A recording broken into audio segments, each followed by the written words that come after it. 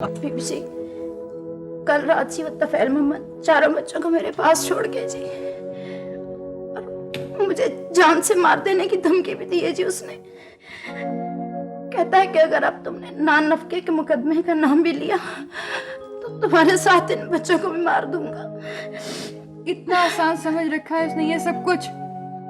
हौसला रखो निशात, फातिमा, कुछ नहीं होता। वो लोग जो औरतों को धमकियां देते हैं बहुत बुज़दिल होते हैं, और तुम्हारा मियाँ तो बहुत ही बुज़दिल आदमी है। नहीं जी, वो बुज़दिल नहीं है जी, वो बहुत जालिम आदमी है जी। उसका उठना बैठना बड़े बड़े बदमाशों के साथ है जी।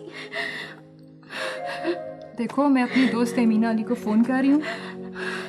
वो तुम्हारा केस भी लड़ेगी और तुम्हें कानून की तरफ से तहफ़्फ़ुज़ भी देगी। नहीं नहीं बीबी जी, ये ना करें, बहुत जालिम आदमी जी। उसके सर पर दूसरी औरत का भूत सवार है जी। मुझे और मेरे बच्चों को जान से मार देगा जी। नहीं, देखो देखो, हौसला रखो, बैठ जाओ, कुछ नहीं होता है। हौसला रखो, वो तुम्हें और तुम्हारे बच्चों को छू भी नहीं सकता है।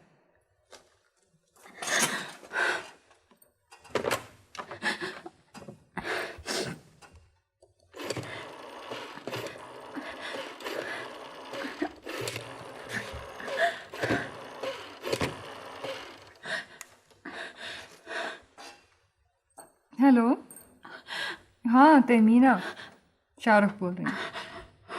जनाब, कैसे अहवाल हैं एडवोकेट साहब के?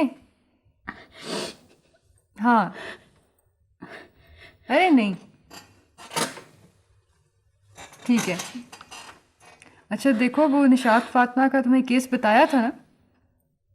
हाँ हाँ, वही वही, उसे भेज रही हूँ। उसके सब मामला संभाल लेना। हाँ, अरे नहीं नहीं, फर्म की मीटिंग तो 13 को है। तुम पिछली दफ़ा भी लेट आई थी, इस दफ़ा तुम्हारा आना बहुत ज़रूरी है। ओके, सी यू देन, खुदा हाफिज़। देखो, तुम तहमीना अली के पास चली जाओ, सब ठीक हो जाएगा। वो जी, तफैल मोहम्मद से बहुत डर लग रहा है जी। बिल्कुल, सब तुम्हारे खदशात हैं, कुछ नहीं होता है। जमीर अहमद, ड्राइवर से कहो इन्हें मेरी दोस्त एडवोकेट तहमीना अली के पास ले जाएं। तुम इनके साथ जाओ और ये मेरा कार्ड भी ले लो। आइए। ये लो। वो जी, तफैल मोहम्मद से बहुत डर लग रहा है जी। ये सब तुम्हारे खदशात हैं, हौसला रखो, कुछ नहीं होता। जाओ इनके साथ। आइए। मैं जाऊं जी? हाँ हाँ, जाओ। अच्छा,